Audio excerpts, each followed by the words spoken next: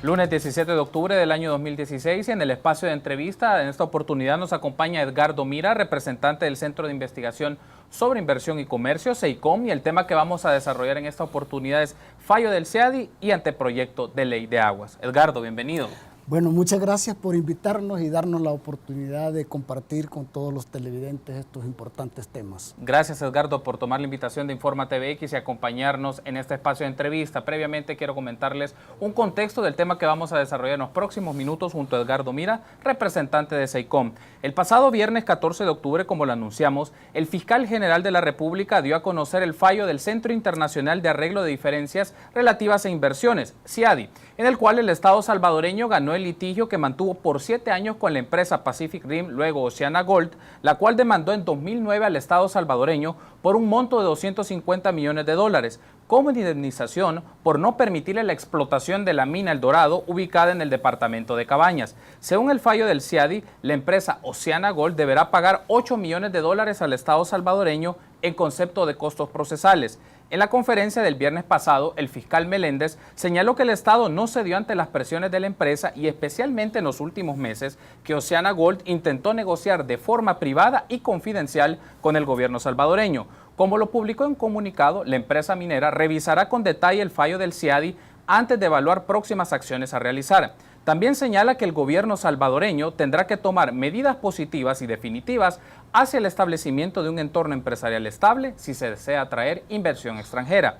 También hablaremos del tema del agua. Hasta el momento no hay una aprobación de una ley de aguas por diversas organizaciones sociales que han estado demandándola por diversos años, con el afán de gestionar el recurso hídrico de manera eficiente, bajo el precepto que es un derecho humano fundamental. Se ha conocido que hay una propuesta que se ha negociado de manera paralela entre el Ministerio de Medio Ambiente y la Asociación Nacional de la Empresa Privada, ANEP. Evidentemente, en dicho proceso no han participado expresiones sociales como las organizaciones que conforman el Foro del Agua, que señaló que dicha negociación entre el gobierno y los privados se viene generando desde septiembre y su preocupación de crear una instancia rectora del agua con la participación de gremiales de la empresa privada. Entonces, para ampliar este tema, nos acompaña Edgardo Mira, representante de CEICOM. Agradezco, Edgardo, por estar con nosotros esta mediodía e iniciamos la entrevista con esto, con el fallo del CIADI.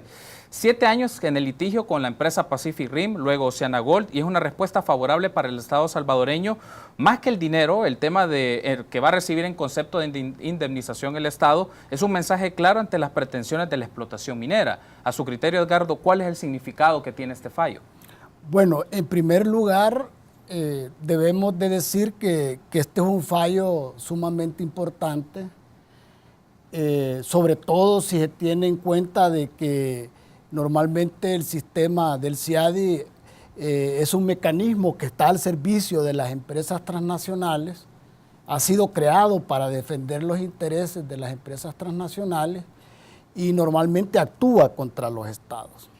Entonces, en ese sentido, que haya una resolución favorable al Estado salvadoreño nos indica de que efectivamente la empresa transnacional Pacific Rim, hoy Oceana Gold, no actuó correctamente en todo este proceso, que más bien pretendió engañar a la opinión pública, al Estado mismo e incluso al CIADI.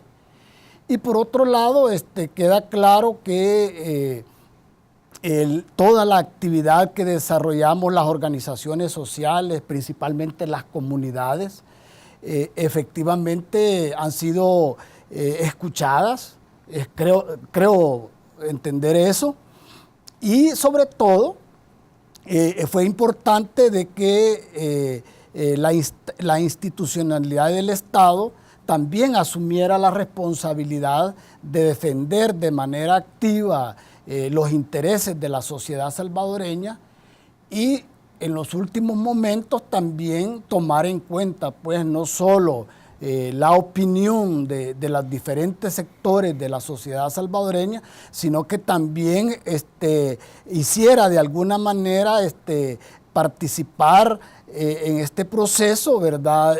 Por supuesto, cada quien atendiendo sus propios espacios, las organizaciones, las comunidades, nos pronunciamos sistemáticamente en contra del proceso, de la legitimidad del proceso, denunciamos ante el Banco Mundial en marchas, en concentraciones, etcétera. Y eso creo yo que también es parte pues de toda esta resolución que hemos tenido al momento. Edgardo, hay otro aspecto interesante que a veces pasa desapercibido, pero que es importante destacar. El instrumento internacional invocado en este litigio internacional es el Tratado de Libre Comercio entre los Estados Unidos y Centroamérica y República Dominicana, conocida por sus iniciales como CAFTA-DR. ¿Cuál es el costo y las implicaciones de estos instrumentos en las condiciones de nuestro medio ambiente? Porque claro, fue el instrumento que fue invocado por la empresa en este litigio de carácter privado a nivel internacional. Bueno, aquí hay que hacer una puntualización. Okay. Efectivamente, la empresa Pacific Rim, cuando decidió demandar al Estado salvadoreño, lo hizo amparándose en dos instrumentos. Okay. Uno es el Tratado de Libre Comercio, habida cuenta de que en dicho tratado, más que el tema ambiental, lo que está bastante desarrollado es el tema de las inversiones.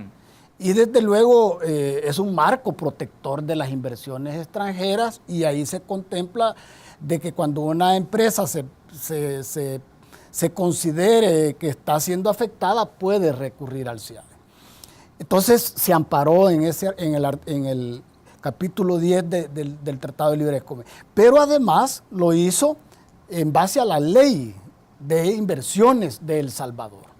Entonces, en un momento del proceso, como resulta de que esta Pacific Rim en realidad es una empresa canadiense, o por lo menos está registrada en Canadá, e hizo un subterfugio para poder aparecer como una empresa estadounidense, de tal manera de que ahí se aceptara, digamos, la demanda amparándose en el CAFTA, pero el CIADI desechó esos argumentos de la empresa y decidió pues no aceptar la demanda vía CAFTA-DR.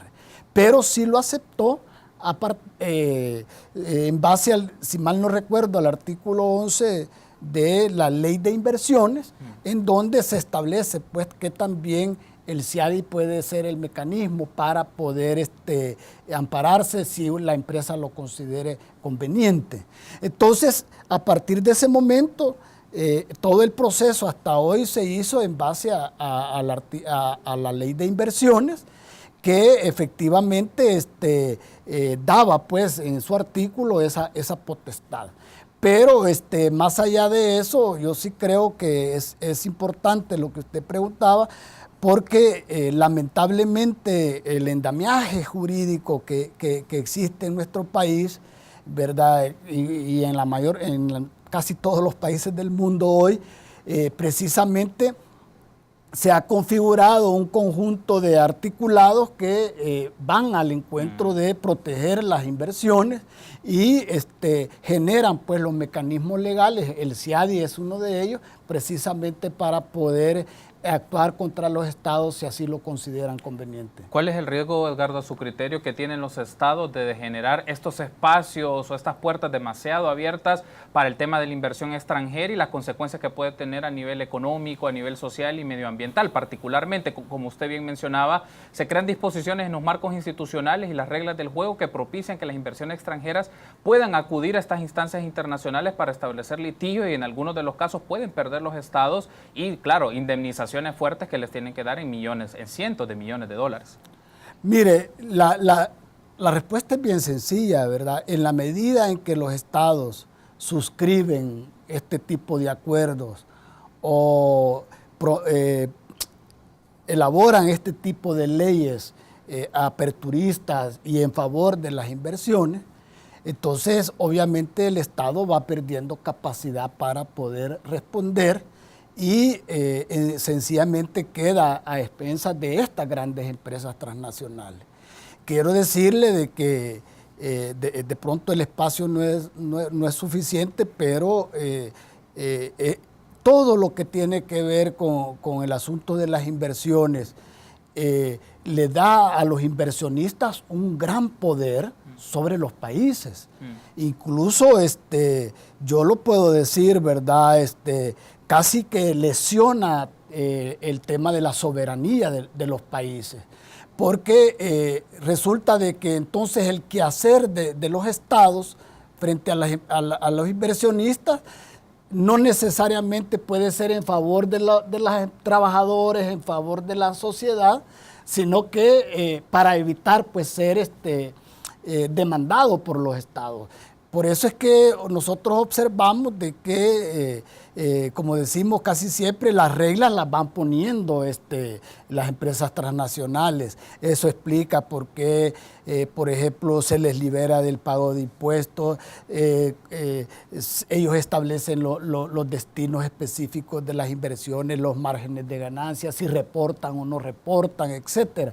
Entonces, hay que decirlo, ellos tienen un gran poder que lamentablemente lo han adquirido a través de todo este conjunto de tratados y leyes, ¿verdad? Que precisamente han sido elaborados para fortalecer y proteger sus intereses. ¿Hasta qué punto un gobierno, a su criterio, Edgardo, puede ser estratégico de promover la inversión extranjera directa, pero no llegando a estos riesgos? Creo que me llama mucho la atención esta idea de cómo un gobierno plantea una estrategia en la cual puede promover inversión extranjera, pero no con estos costos y estas implicaciones que pueden, como usted lo ha mencionado, lesionar la soberanía de un territorio. Mire, hay que tener en cuenta que todo este proceso en El Salvador se construyó desde 1989, o sea que a lo que estamos asistiendo hoy tiene ya varios años de historia. Y eso obedeció a que la ideología dominante en el mundo, denominada neoliberalismo, precisamente fue liderada por estas grandes empresas, ¿verdad? Y desde luego para ellos lo importante era tener mayores posibilidades y capacidades de acumulación de capital. Entonces, eso prácticamente fue impuesto en la medida en que los países como el nuestro, que tiene problemas de empleo, problemas de producción, bueno, hoy problemas fiscales, etcétera, todo eso se convierte en factores de presión hacia los gobiernos, ¿verdad? Y por consiguiente los gobiernos privilegian las inversiones, aunque sacrifiquen pues aspectos sustantivos incluyendo, repito, la soberanía nacional. Entonces, en ese sentido, hay experiencias y hay, ¿cómo se llama?, caminos claros de que sí es posible, ¿verdad?, tener inversión, y que sí es posible también tener políticas nacionales. Sin ahondar, porque también puede esto tener sus contras, sus pros y sus contras, pero nosotros, por ejemplo, en Bolivia, en Venezuela, en Brasil mismo, encontramos inversión extranjera, pero que está fuertemente regulada, digamos, y fuertemente condicionada por los mismos gobiernos, por el mismo Estado. Y las empresas llegan a invertir, ¿verdad? Y digo esto porque acá, por ejemplo, nos asustan, ¿verdad?, cuando dicen que si no garantizamos la seguridad jurídica a las empresas, entonces que no van a venir las inversiones, o que si no aseguramos el margen de ganancia que ellos quieren, tampoco van a venir. Y bueno, nosotros vemos de que inversiones importantísimas en otros países, incluso en el marco de una alianza en la que casi son los porcentajes, casi son iguales, o incluso en otros momentos el Estado tiene supremacía sobre la inversión extranjera. Perfecto, Edgardo. Tenemos que hacer una pausa, pero me gustaría que regresando tras la pausa hablemos un poco del tema del agua, del anteproyecto de ley de aguas, y la importancia que esto tiene, esta negociación, que sea transparente y abierta al público. En esta oportunidad, del lunes 17 de octubre, nos acompaña Edgardo Mira, representante del Centro de Investigación sobre Inversión y Comercio, CEICOM, y estamos hablando del fallo del CIADI y anteproyecto de ley de aguas. Permítanos una pausa, regresamos en instantes en la primera emisión de Informa TVX.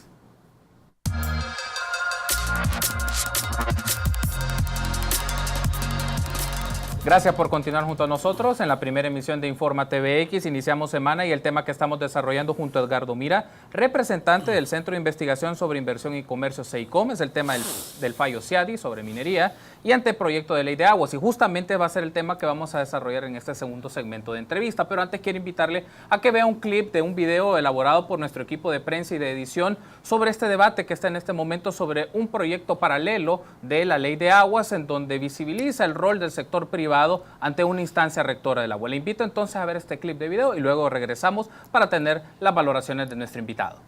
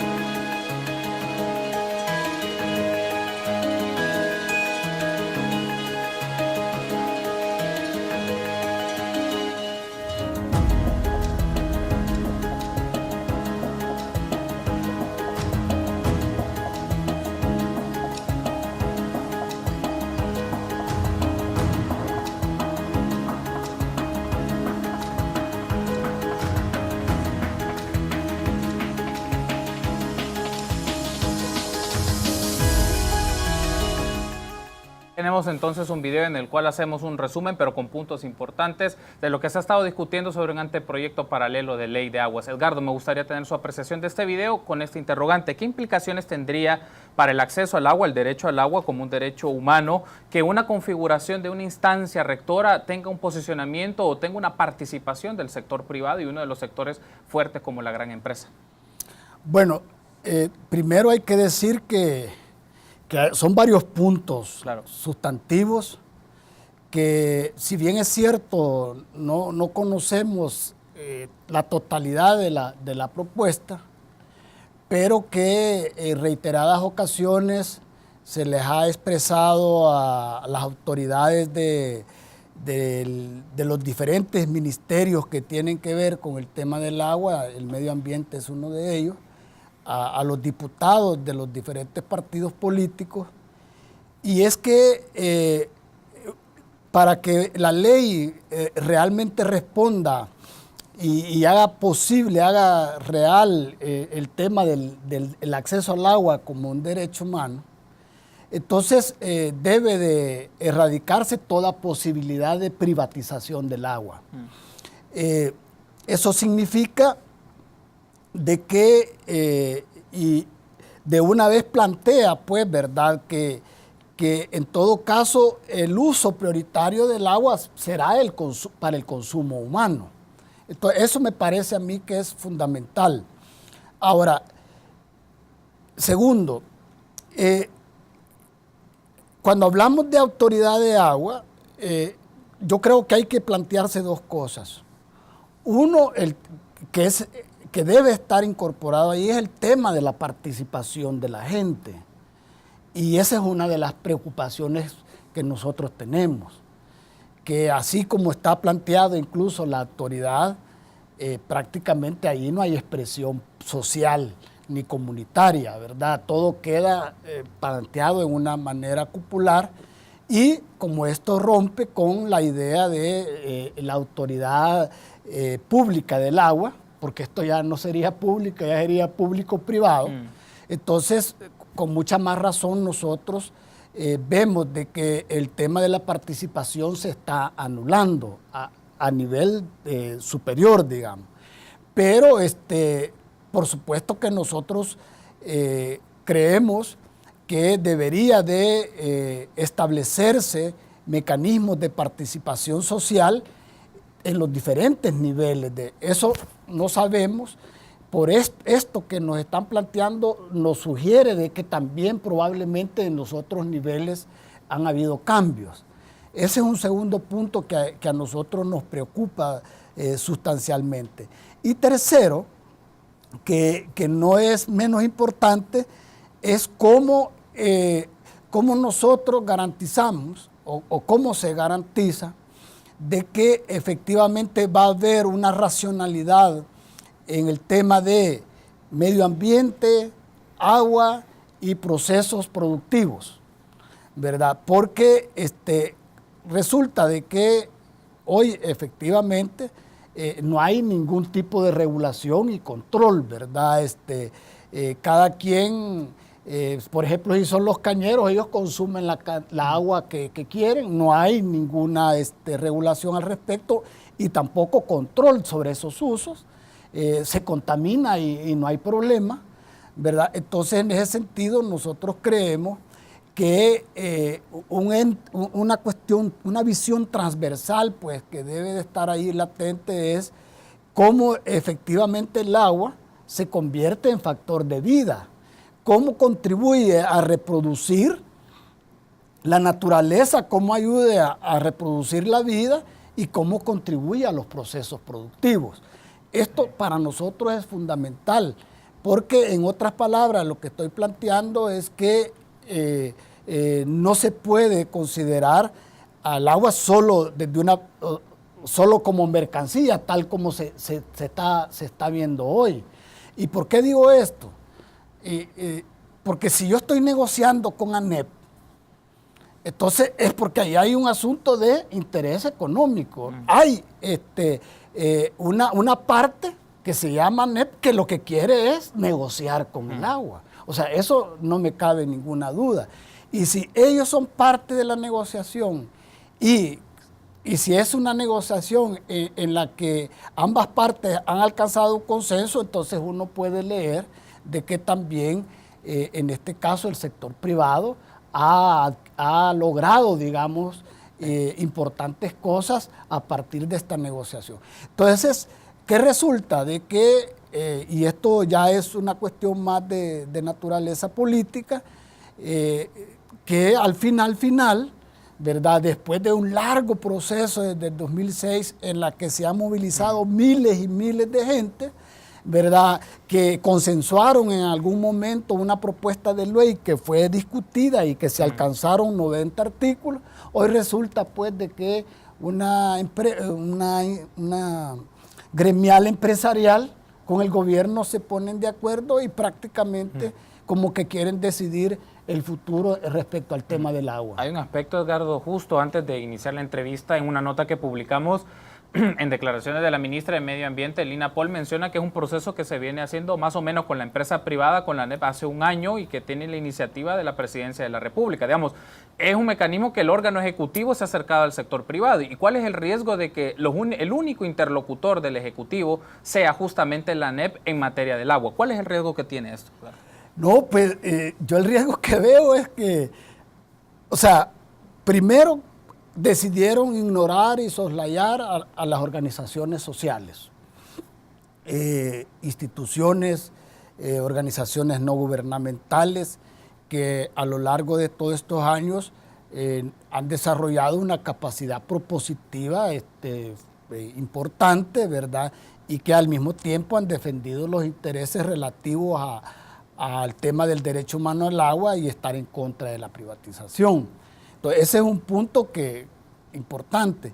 El otro punto es que si ANEP y el gobierno se han puesto de acuerdo y en ese proceso último, digamos, que ha sido, como usted dice, un año, han alcanzado acuerdos y son acuerdos que seguramente modifican aquella propuesta que fue consensuada. Entonces, si la modifica, son asuntos de fondo. O sea, yo creo que lo que pasa es que nosotros no conocemos todo, pues. Aquí se ha hablado de la autoridad, ¿verdad? Que es una cuestión de fondo. Yo deduzco que el tema de la participación ha sido sustituido porque incluso ni se ha querido incorporar a los sectores sociales en el debate. Se han ignorado totalmente, incluso en algún momento se negó que se estaba negociando con ANEP. Entonces yo creo de que hay ahí un asunto delicado, ¿verdad? Pero yo sobre esto quiero plantearlo en perspectiva, ¿verdad? Creo que las organizaciones sociales, ONG, comunidades, que hemos venido desarrollando un trabajo fuerte por una nueva ley, por una ley general de aguas, desde luego no solo vamos a estar vigilantes frente al proceso, no solo vamos a estar expectantes frente al proceso.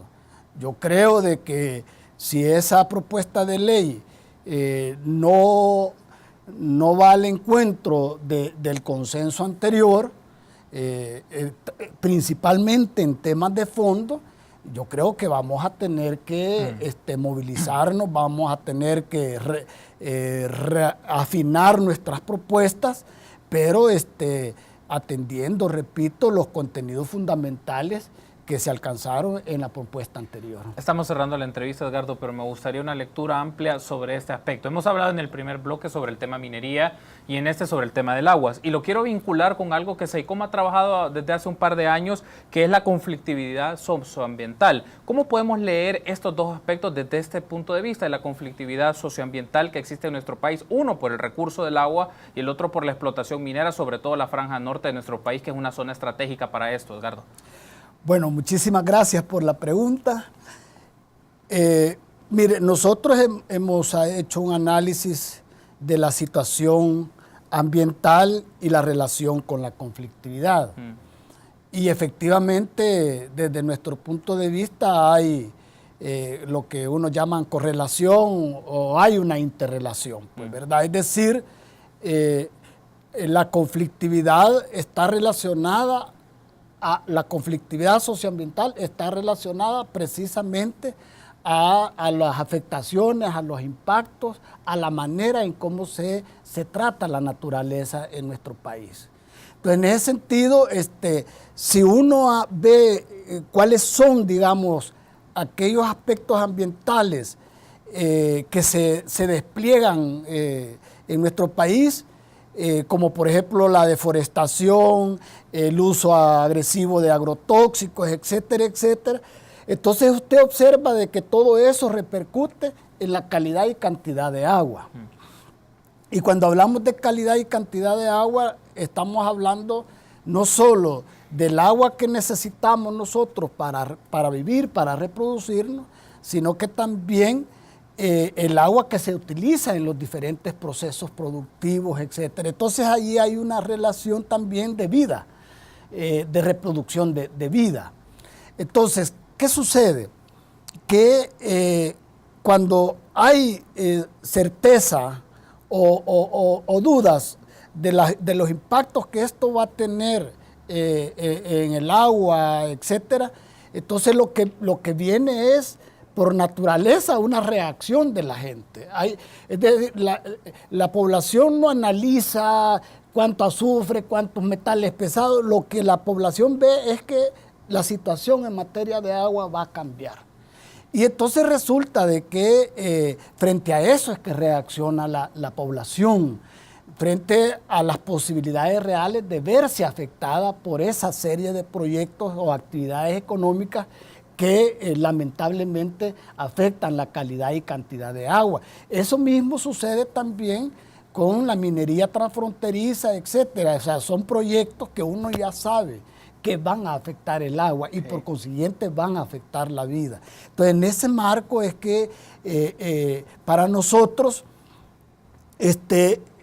hay que hacer un análisis de todo ese conjunto de actividades económicas que se hacen, que se promueven y que incluso se estimulan, ¿verdad?, frente a la situación ambiental que vive nuestro país y particularmente el tema del agua. Okay. Porque aquí, y lo voy a decir con mucha categoría, El problema es de que si no se aborda efectivamente de esa manera y no se observa las repercusiones en las aguas, el país va a tener graves problemas de agua en los próximos años. Edgardo, un gusto. Gracias No, por muchas haber estado gracias con a ustedes. nosotros. Estamos muy siempre a amables. sus órdenes. Estoy seguro que nos volveremos a encontrar en el espacio de entrevista para seguir analizando el tema del agua. Nos acompañó esta mediodía Edgardo Mira, representante de SEICOM, y hablamos un poco del fallo del CEADI y también del anteproyecto de ley de aguas. Permítanos una pausa, continuamos con más información nacional en la primera emisión de Infórmate BX.